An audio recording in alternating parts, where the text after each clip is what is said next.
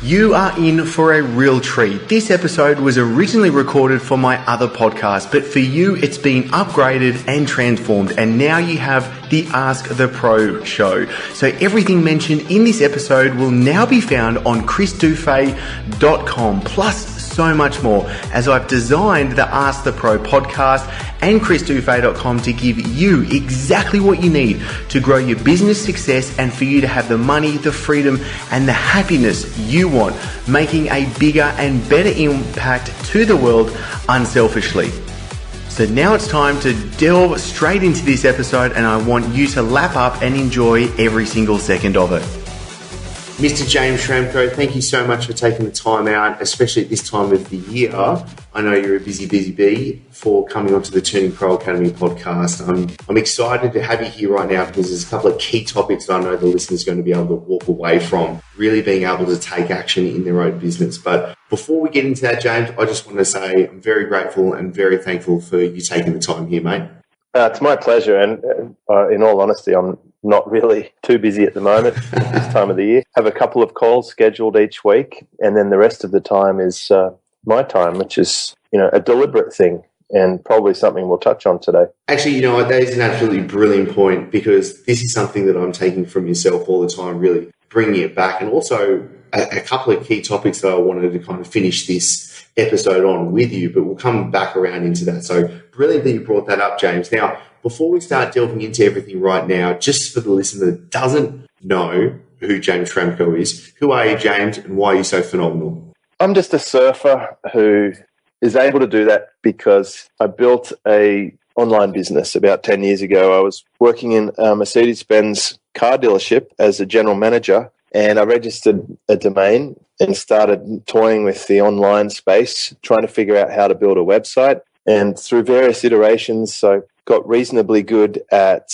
helping people find what they needed. I figured out how to get a commission for that. And over time, I built up a portfolio of a few different website services and coaching business. So I ended up building websites for other people and then hiring a team to actually do the websites. And then I provided search engine optimization services and hired a team to do those features. And now I help business owners in an online community, which is kind of like a club where people can ask questions and get answers and learn faster, because I found that was one of the biggest challenges I had when I started out. There's no central place to go and learn stuff. And that's now called Super Fast Business, and it's my primary business focus, and it's a joyful business to run, and I'm lucky to be surrounded by people like you, Chris. That's a pleasure, but obviously I'm the one that definitely sing the praises for Super Fast Business. I myself am a member. I've been a member for a while now, and it's actually been really interesting. I don't think we've talked about this, James, though. I've actually had quite a few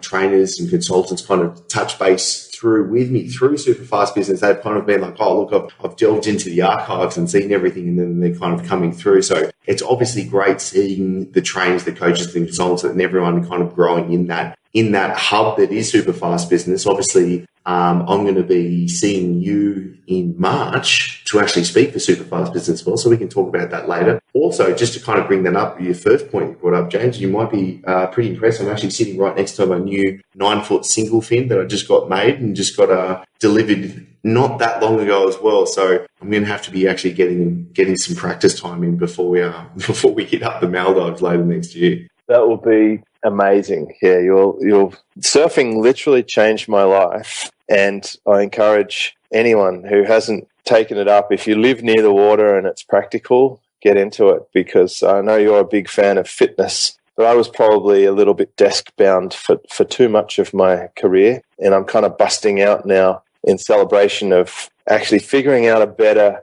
business model that allowed me to not have to drive off to someone's office and work there all day and then drive home at night and tuck the kids into bed. So it's such a good metaphor for life. And the goal really for me is, how can I build my business around being able to surf every day? Because if you can figure that out, and it's kind of like we have the opportunity, especially with the internet, to live a lifestyle that some people were living in the 60s and 70s, but they were pretty much bums. They were kind of living on unemployment or evading conscription, or on hippie farms smoking pot. And growing vegetables to live off. Now we can actually create a profitable business and still have a surfing lifestyle. And I think that technology has really enabled that for us. What was, I know this is a bit of a side tangent, but this kind of wraps on into it. When you were designing, let's say, Superfast Business, your primary business focus right now, what was the key steps for you to put those train tracks in place? Like, what was it for you to kind of be like, this is what I want to create and this is how I'm going to create this? Well, the first 6 months after I quit my job, I had a significant increase in income, but I also had a significant increase in risk because I was doing some different business models, and one of them was as an affiliate marketer where I was driving traffic for companies and they were paying me a commission. And I was spending a lot on advertising and, up to $4,000 a day in advertising. So you can imagine over a month, my credit card bill was quite high. At around Christmas time, the first year that I quit my job, I actually ran out of cash flow because the company that I was promoting went broke and they didn't pay me my commission. So I was caught just a little bit short and I couldn't really even afford groceries or food for just about a week. And that was kind of frightening and real. So I made a decision to gear my business model far more for recurring affiliate commission at that time. But I thought the ultimate solution would probably be to create my own community, because as much as I was getting good recurring commission promoting other people's communities, the other communities had big shortcomings, and I figured that I could solve those shortcomings. So I pretty much offered up a membership as a bonus for an affiliate program that I promoted. There was this $2,000 course, and I said to people, if you buy this course through me, I will get a commission, but I would like to host you in my own community and solve all of your problems and help you get the most from this course. And around about 90 people purchased that course, and I think 60-something of them created my first core community. And they stayed on after the sort of bonus period where I hosted them for free. After the free part, a lot of them decided to start a subscription and to pay me to still be a part of that membership. And that's how my very first community was formed. And it's been, changed names, I think 3 times in the last 8 years. But it's the core people are still there, and some of them, up to sort of 8 years now. Wow, that's amazing. Did you think about the customer lifetime value from that is absolutely astronomical compared to what most people are dealing with? Yeah, my statistics will be really different to what a lot of marketers talk about. You hear industry statistics like a average recurring subscriber will last 3 months. I mean, that's an insane number. It's so low. It's ridiculous. And they also talk about each subscriber on your email list being worth $1 per month. That's just not true in my case. I have a relatively small customer base and a relatively high average spend per customer because of the business model that I have. Really solves one of the major problems that people have. And the major problem that people have is they're selling one-time products and they get paid once. They have to do all this work to make a sale, and then the sale happens and then they have to do all the work again. Whereas I'm more of a lifetime customer sort of a guy. It's like, hey, can I solve your problem now? And would you like me to keep helping you? Because I'm more than likely going to continue to have challenges and problems, but we can keep helping you if you like until you decide that you don't need to do that anymore. And some people will stick around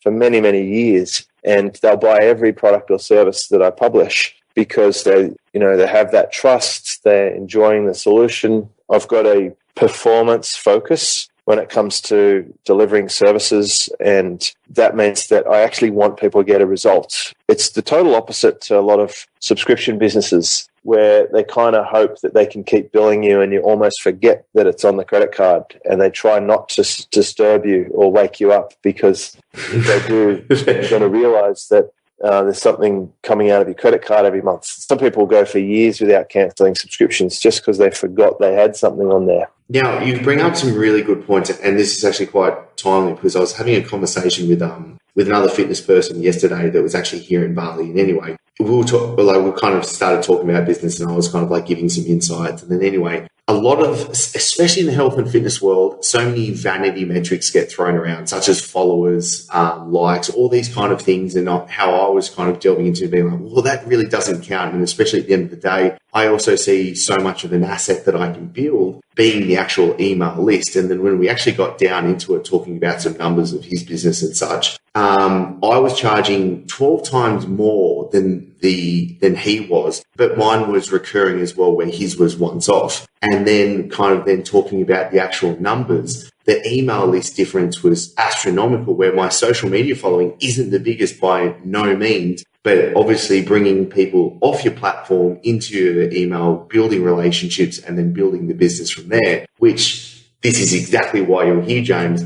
actually produces a business outcome where you can do things exactly like we're saying. Yeah, so a lot of that is to do with where you put your focus. And if you focus on building up social media platforms, that can get you a big reach or audience. But I would argue that a lot of those people didn't really go there to buy your solution. They're probably there because they've, want to blow off some steam or they're bored, which is probably a greater situation. I mean, they're fully addicted to social media. They get a little dopamine release when they hop onto Facebook and read through posts and post things. So I would say putting effort into your own asset is a good place to do it, and then leverage those platforms to let people know about it. So you probably will have a lower social presence because you're not putting all your time and energy there. But if you put your energy into your core asset and you build a good base, you're actually creating a leveraged asset. If you think about something you post on Facebook today, probably by next week, it's ancient history. It's not really going to be archived or revisited that much. I mean, occasionally they'll stick up a what happened 3 years ago prompt, but for the most part,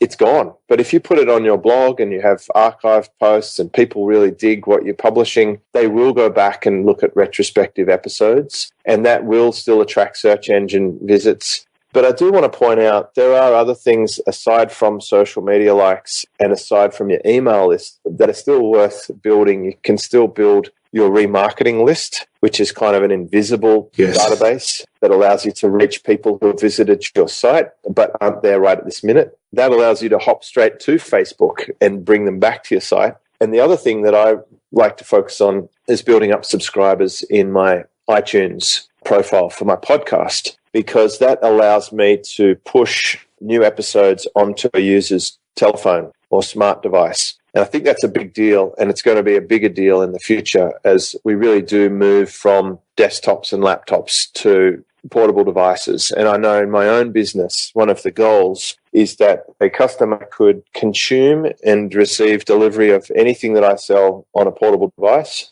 and I would like to be able to run my business from a portable device, so much like I'm doing this call from a phone. I wouldn't really have thought of doing that several years ago, but now I can travel with just a phone for a week or two, and I won't feel the need to use a computer. And that does presuppose a few things. I know immediately someone would think, well, how am I going to edit videos? How am I going to transcribe notes, etc.? Well, you shouldn't be doing those tasks is the short answer. Absolutely. No, I'm an absolute avid believer of that, because especially from like myself at the moment, running 2 podcasts and then producing content for actually 3 different online businesses now, there's no way I can go anywhere near actually creating and syndicating that content myself. And obviously that's about team building. But maybe even before we can start delving into that, a big part of how this engine works is kind of the syndication process. And this is something I really took from yourself. So maybe can you delve into, James, for the listener, what syndication is, how it works, and even an example for yourself? We're going to take a quick break and we'll be back in a split with so much more for you. Now, I know you're listening and tuning in because you know how important your health is and how this can also catapult your business. This is why I'm very happy to say that this podcast is sponsored by My Body Blends and my favorite, the superfood elixir, the powerful greens drink. Now, this is designed specially to boost energy, aids detoxification, enhances the ability to burn fat, supports healthy carbohydrate metabolism, and best of all, is voted best tasting green streak. Now, myself and the My Body Blends team are looking for ambassadors to join, so you and your clients get the health benefits plus adding in a strong income stream for you and your business. The ambassador program, which is by application only, means you get exclusive access to sell My Body Blends products like Superfood Elixir to your clients, plus giving you the special ambassador pricing and bonuses. So once you become an ambassador, you can join the other top health and fitness players that are adding thousands to their week's income. Now, there is only a limited number of ambassadors we are taking on board, as this is a tribe leading the way together. So to apply and to join, go to mybodyblend.com/ambassador or add the checkout code that is TurningPro, all one word, when you're going to get your own Superfood Elixir to order. Plus, you're going to get free shipping and a bonus to save yourself over $250 instantly. So just use that coupon code TurningPro in the checkout and you can save over $250 right now, all on mybodyblends.com. Well, think of syndication as just sharing, letting people be aware that you've published something. So if you take my own website, when I publish something, my component will be to talk. I'll usually record something, let's say a podcast. It will then be sent to the team with an online sharing system like a cloud device like Google Drive or Dropbox, and they will then edit it. They'll take out my ums and ahs, make me sound good, put an intro and outro. Then they'll fully transcribe it and they will put artwork to it and load it up to our cloud hosting. And then on our website, we will put the transcription, the audio player, a picture, and then we'll hit publish. So the first thing that happens is it's now live on our website. So step one is to publish. Once it's published, a few things then happen that will help people become aware of it. If they happen to be subscribed in iTunes, it will automatically push to their iPhone. So it'll show them that there's a new episode and then they can start consuming it. Typically, I get a few thousand people just become aware of it that way. The other thing that we'll do is the team will send out an email broadcast to people who are on our email list who are interested in that category. So we do subcategorize our email list. We have relevant by topic. We've got business topics. We have website information, and we have traffic topics. So depending on what the topic of the podcast is, it will go to the relevant section.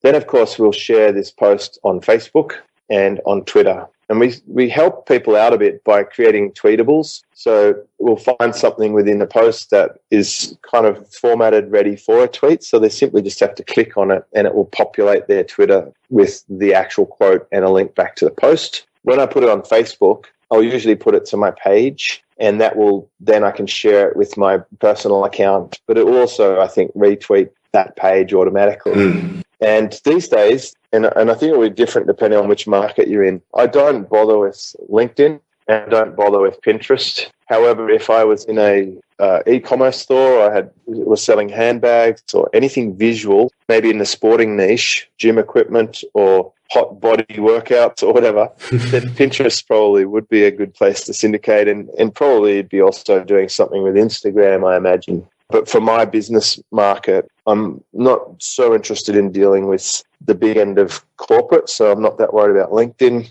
And Pinterest is fine, but not that interested in it either. I don't worry too much about YouTube. Even though there's a lot of traffic there, it's notoriously difficult to get people from YouTube back to your website. But you could use advertisements on the YouTube platform to bring people back to your site. So if you really want to boost it, you could also send an advertisement using your remarketing devices. So you could appeal to people on Facebook who have visited your site or a particular page on your site that might be interested in this post. And you could also use an advertising campaign, independent of remarketing, where you may be running YouTube videos or paid tweets or AdWords or Facebook campaigns.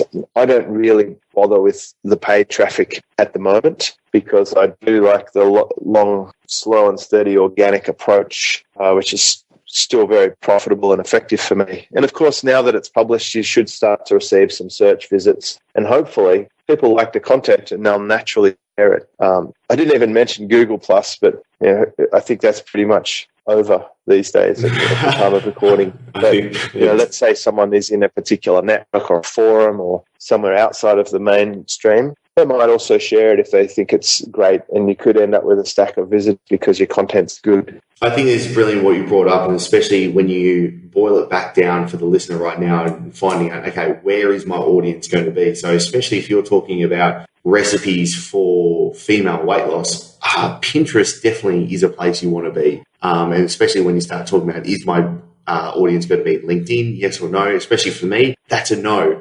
Instagram, though, for myself, is something that a lot of people are in, where you can, obviously it's a little bit trickier with Instagram because you only get one link to actually get people back to it. You can still use it very wisely. You can still track a lot of engagement and a lot of opt-ins coming through that as well. But I think that's great how you've walked through. There are so many options. Once you've hit publish from your website, it does not stop there, and it snowballs into so much more coming down it as well. Now, I think the important differentiator there is that I've spent a while monitoring where my content gets shared, yes, and which places that we were syndicating got us the results, and then I've removed the ones that aren't working for us. So if you want to really break it down, once we hit publish, the team will automatically email. I think your email list is absolutely important. I think the iTunes feed is fantastic and it's automated. So really for me, it's just hitting Facebook and Twitter. And that's a very simple syndication process. But with those 4 touch points, iTunes, email list, Facebook, and Twitter, I'm getting 80% of my audience with a very minimal effort. Now, I think this is a good point that you bring up as well, James, is kind of like looking at the actual analytics of what's going on as well. How often do you look at your analytics, or does your team look at your analytics and analyze and then change course depending on what's going on? I definitely sit down and look at analytics from time to time, probably every 12 weeks. But my team is sending me things on a more regular basis. I will get a daily snapshot of how many people visited our site in the last 30 days, how many opt-ins we got in the last 30 days, and how many subscription members we have for each of our main products. But the team are also looking at other things. They're looking at heat maps, how people move around our website. They're looking at which pages on our site get more visits or people leave too quickly. That's called bounce rate. They'll also look at which content gets shared the most. So we have subscriptions to sites like Bus,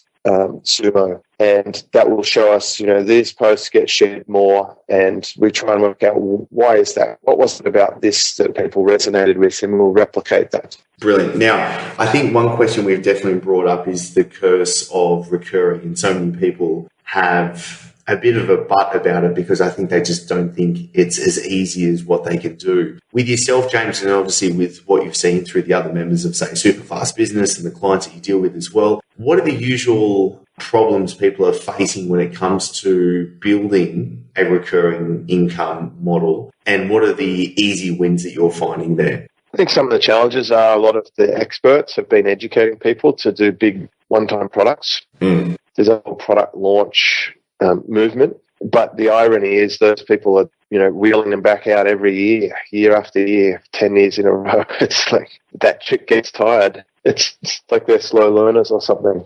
So challenge is not knowing that it's even possible. That's the first problem. Second challenge is it is hard to reconcile that you might sell something for a lower amount and hope that people keep buying it over and over instead of a one-time big payoff.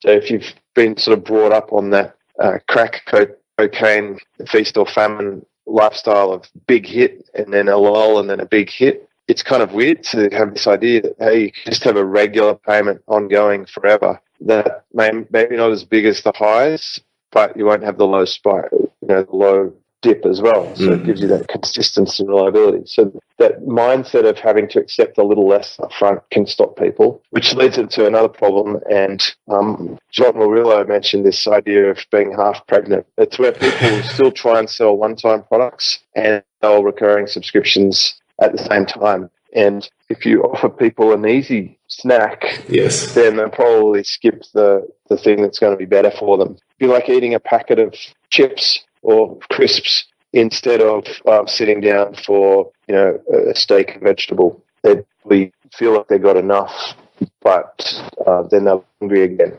in the short term, and it's really doing nothing for them. So I think just moving that mindset to committing to a recurring solution is the main obstacle that people have. And then beyond that, there's other little things like they put it off because they think they need to have a lot of stuff inside their subscription because they're still trying to value things by the pound or, by how voluminous something is. And the opposite is actually true. Things that would be more valuable to your client would actually contain less things for them to do. It would be easier for them to do. It's so ironically miss that obvious truth that, for example, a diet program where you only have to do one thing for 2 minutes a day would probably be better for a customer than if they had to do 20 things for 2 hours a day. But for some reason, when people think about memberships or subscriptions, they're thinking, well, I'll have to have a lot of stuff in there for people to think it's valuable. That's so true, and it's exactly what I do with my own fitness membership site, where people are coming in and I give them a trial because everything has to be simplified from exactly what you've said, because when people have too much on their plate and they've got too much to focus on, it all goes out the window. None of it's going to get done, especially when looking at helping people lose weight. Usually it's a lack of focus on what is actually going to count. And I've got to have a video straight up for when they're coming on to walk them through, look, there isn't that much here, but I'm going to walk you through step by step. And every week there's going to be a little bit more through you. And I can drip feed you what you need to get through this rather than just giving you absolutely everything, getting overwhelmed and then walking out and never doing anything. Exactly. So in your scenario, it would be simple as saying to a new customer, I'm going to help you transform your body. So between now and next week, all I want you to do is not add sugar to anything that you're currently adding. When you go and get a coffee, have it without sugar, or don't tip sugar on your cereal in the morning. If you just do it for this week, then I want you to report back next week, right? If you could just give them one very simple thing to focus on, assuming that that's a good thing for them to do, then they would start to notice a result and they'd build confidence. And then when it's time to change it up, you give them the next one thing that they should focus on. So in my highest level mastermind, the thing that makes it interesting compared to a lot of other programs is that I'm taking things off people's list of things to do. I'm just refining it back to say, well, there's really one thing I want you to focus on right now, just this. And people, I can feel them breathing a sigh of relief and letting go of the burden of all all the hard work that they're supposed to hustle and grind and somehow have a management system that allows them to do 17,000 tasks in some specified priority. That's all very difficult when it comes down to it. And an effective subscription program will be something that allows a customer to get an amazing result without having to do too much work. Brilliant. Absolutely brilliant. No, I think we definitely ticked everything off coming through this, being able to walk people through what needs to be done and building the actual first, knowing what you want to design and actually why you're designing your business to fit the life that you want to live. And then obviously the actual key steps to be able to make this to happen as well. Now, obviously, I'm going to be seeing you, James, in a couple of months down back in Manly, and I'm looking forward to that, to be speaking at Superfast Business. So I'm absolutely going to be having a link for the listener in the show notes so you can get straight on over there as well. Now, James, in your words, why should someone go to Superfast Business Live? Other than actually seeing me and you, what's the actual other takeaways? Well, I think people will be going for themselves just quietly. And the reason they would go is they can instantly meet up with a couple of hundred people who are very focused and committed and will spirit and support the ideal through in everything that they're doing. So if you're sitting at home trying to build an online business, it can be very lonely. Or if you're in an office and you're a corporate marketing manager and you want to get updated on best practice, that's the place where it happens, because each of the presenters is very carefully selected to deliver the most valuable presentation possible, which doesn't mean more stuff. We have typically fairly short presentations. We have just one or two key ideas that people can execute.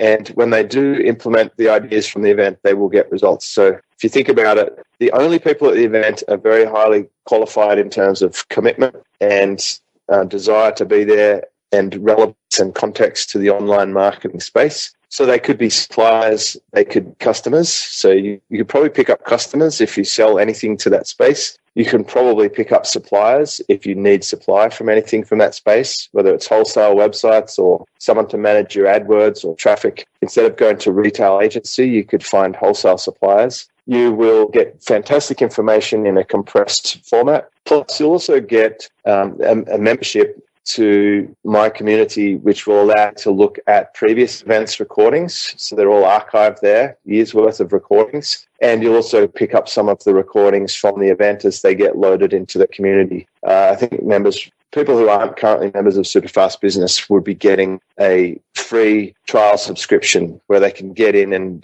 move around and meet the others and communicate with them and learn in a deeper way than just sitting at an event taking notes. They can immerse themselves in it and get results. And I'm all about getting results. So that in short, some could get a huge return on their investment if they participate and engage in the event. I think it's absolutely true. Sitting there last year, it was also just the fact of just being around other people that were in the same boat, because I know a lot of people, when wanting to delve into building the online business, it is like right now, like sitting in an office, it's phenomenal that we're able to both sit here and chat, but it can get lonely when you're sitting here and you also need to get outside of your own head. So that's why I'm a big believer of having a group, getting outside. And I think just going to events and meeting people is just one of the most powerful things that you can do, because I know myself, like I've been able to create great relationships from doing that. And that's grown my business just from that alone, plus everything else. So this is phenomenal. So James, before I let you go, where else should the listener go to right now? Well, I think they should just identify the thing that is the biggest challenge right now for them in business, and go to superfastbusiness.com and use the search tool and type in that challenge, whether it's effective planning or if it's getting traffic or if it's conversions. I will have a relevant free podcast on that topic already on the site.